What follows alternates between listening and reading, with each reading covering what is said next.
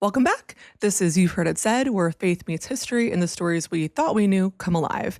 I'm Brie Rosalie, and this is part 5 of our Egypt in the Bible series, which means that we're in the back half now. 5 down, 3 to go. And I have to say, the conversations and messages that I've been getting as this series has unfolded have genuinely made my week more than once. So if you've been following along, thank you. It means so much to me, truly. Okay, let's get into it. By the time we reach Genesis 41, Joseph looks nothing like the boy his brothers threw in a cistern. He has an Egyptian name, an Egyptian wife from one of Egypt's most powerful priestly families, an Egyptian wardrobe, an Egyptian title, and direct access to Pharaoh's court.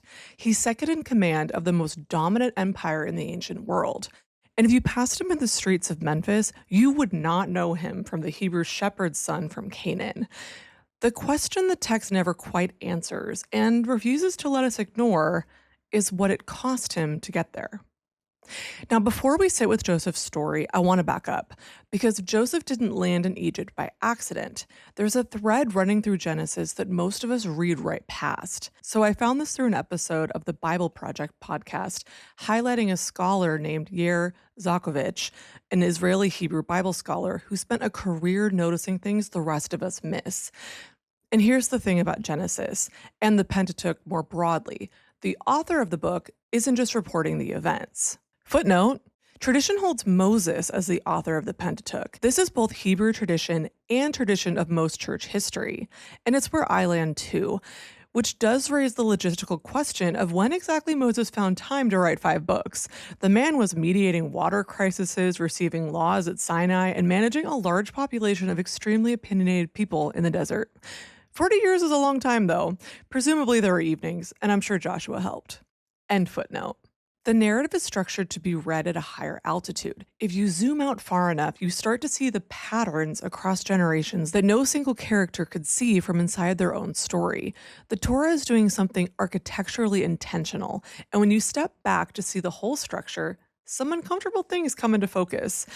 The pattern starts with Abraham.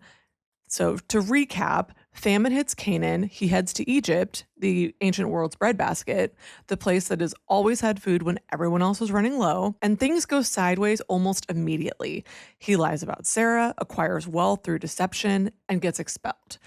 Then God tells Isaac, his son, explicitly, don't go to Egypt, Genesis 26:2. Why does that warning need to be said at all?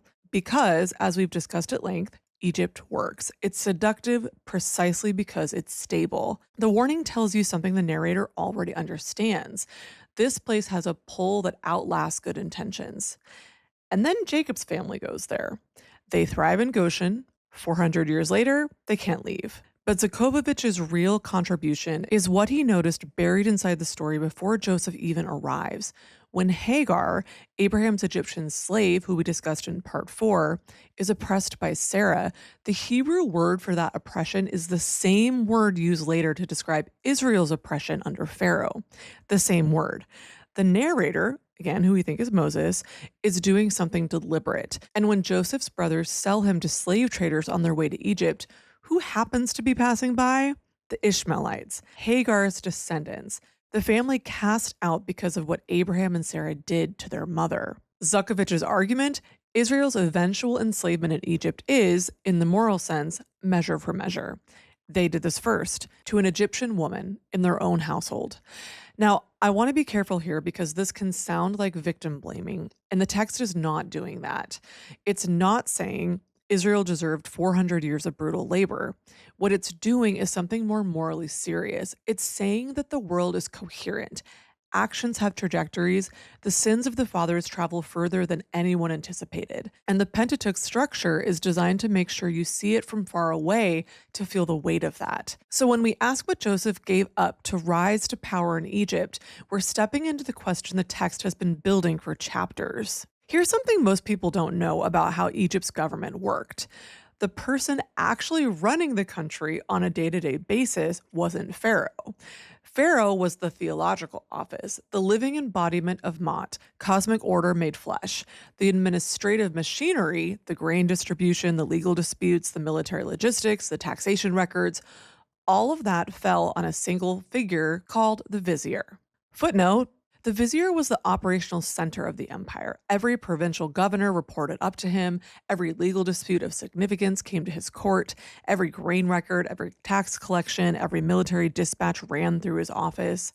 Now, Amanda Hope Haley, in her podcast, The Red Haired Archaeologist, which is totally worth checking out, by the way, she points out that this was the only position with enough accumulated political support to actually threaten the monarchy, which is why Pharaoh had to trust his vizier completely, sometimes more than he trusted his own family. There's a fascinating real-world parallel in a Semitic vizier named Abdil who served under Akhenaten in the New Kingdom, a man with a conspicuously Semitic name meaning servant of El, who rose to the second highest office in Egypt.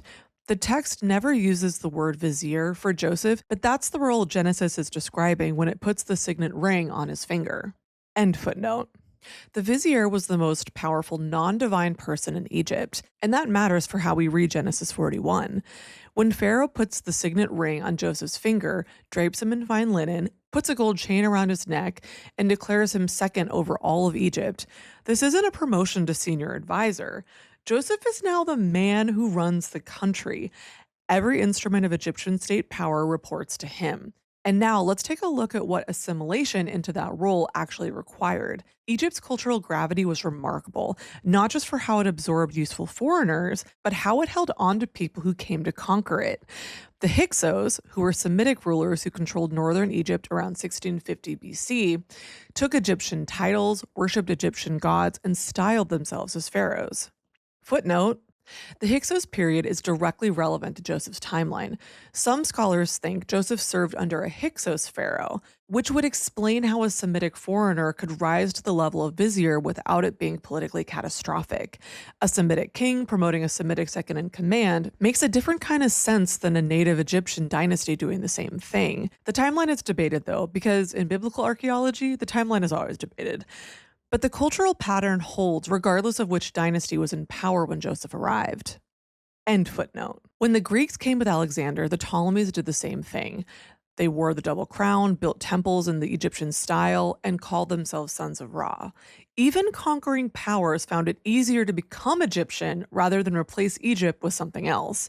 For individuals, Semitic traders, foreign diplomats, useful refugees, the pattern held too. Egypt absorbed people who were valuable. The absorption meant something specific. You didn't rise through the ranks while staying visibly foreign. You became Egyptian. The degree to which you could demonstrate that transformation was the degree to which you advanced. Which brings us to Genesis 41, 37 through 45. Pharaoh gives Joseph a new name, Zaphanath-Paneah. The exact meaning has been debated by scholars for centuries without a clean resolution. The leading candidates, though, are something like the God speaks and he lives, or revealer of hidden things, which would fit Pharaoh's reason for naming him in the first place. Footnote: neither translation is certain. The name survives only in Hebrew transliteration of an Egyptian original that we no longer have, and ancient scribes were not above adjusting foreign names until they sounded meaningful. What everyone agrees on, though, is that the name is Egyptian in origin and structure, which is the whole point. A king can change your name, as one commentary puts it, but he can't change your character. End footnote. What's not contested is what the naming meant. In Egypt, your name wasn't an identifier. It was your cosmic signature, your function in the divine order. To rename someone was to resituate them in the universe. Pharaoh isn't just promoting Joseph, he's redefining who Joseph is at the level Egypt considers fundamental.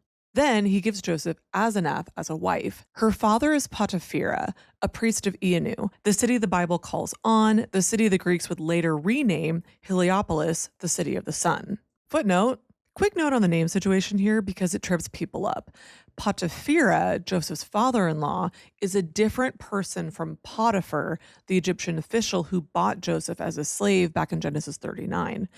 Both names share an Egyptian root connected to Ra, something close to the gift of Ra, which is why they look so similar and why readers have been conflating them for centuries. Potiphar was a military official, the captain of the guard, which meant significant proximity to Pharaoh, but in a security capacity. Potipharah is a priest, a completely different institution, a completely different kind of power. Years later, and with no prior connection to Joseph, The similarity is a naming convention, not a family connection. End footnote. The priests of Ianu were among the most influential religious figures in the empire. Joseph isn't just marrying an Egyptian woman, he's being absorbed into the religious establishment at the highest level. New name, new wife, new wardrobe, new title. By every external marker, Joseph is Egyptian. Here's what strikes me about how Genesis tracks Joseph's faith through all of this. He's not hiding it. When Potiphar's wife tries to seduce him, the one reason he gives for refusing is God. Genesis 39:9. That's who he actually is underneath all the Egyptian linen. When he's in prison and his fellow inmates have troubling dreams, he doesn't interpret them and take the credit. He says, "Do not interpretations belong to God? Tell me your dreams." Genesis 48. And when he finally stands in Pharaoh's throne room and Pharaoh says he's heard Joseph can interpret dreams, Joseph's first words are, "It's not in me. God will give Pharaoh a favorable answer." Genesis 41:16. He names Yahweh to Pharaoh in the room where a God sits. What he doesn't do is turn that declaration into a confrontation. He's not staging a theological debate in the throne room. He gives God the credit. He does his job with extraordinary competence. He doesn't pretend the power structure around him doesn't exist. He works within the system, clear about who he serves without making faith into a political position that gets him killed before he can be useful. He's honest about his God, but respectful of the room he's in. And the text holds that tension without resolving it neatly, which is itself worth sitting with. When we read Joseph's story zoomed in on the individual, the slave who became the ruler, the dreamer whose dreams came true, it reads like a triumph. And in a lot of ways, it was. But zoom out to the political and economical level, and something else comes into view that doesn't make it into the flannel board version. Let's go through it. Genesis 47:13 through 26. Joseph manages the famine, and he manages it brilliantly. But look at the mechanism. People trade their livestock to Pharaoh for grain, then their land, then themselves. By the end of the passage, all of Egypt, except the priest's land, belongs to Pharaoh.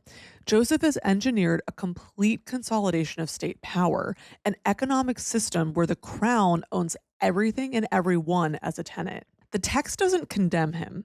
It also doesn't celebrate him. It just describes what happened and moves on. His system saved lives during the famine. That's real. But the same centralized administrative machine he built to manage a crisis becomes, a few centuries later, the infrastructure of oppression. When Exodus 1 tells us a new pharaoh arose who weaponized state power against the Hebrews, the forced labor, systematic cruelty, genocide, the apparatus he uses is the one Joseph constructed. The famine response mechanism becomes the slavery mechanism. Joseph didn't build it to do harm, but what we build doesn't always stay ours to control. All of that, the consolidation, the machinery, the long shadow it would cast, happens at the level of policy. But Genesis keeps pulling the camera back to Joseph himself, and it gives us one place where he tells us, as directly as he ever does, how he actually felt about the cost of belonging. He names his sons in Hebrew. Footnote: there's a reasonable historical question here. Did Manasseh and Ephraim also have Egyptian names? I know I certainly think about that a lot.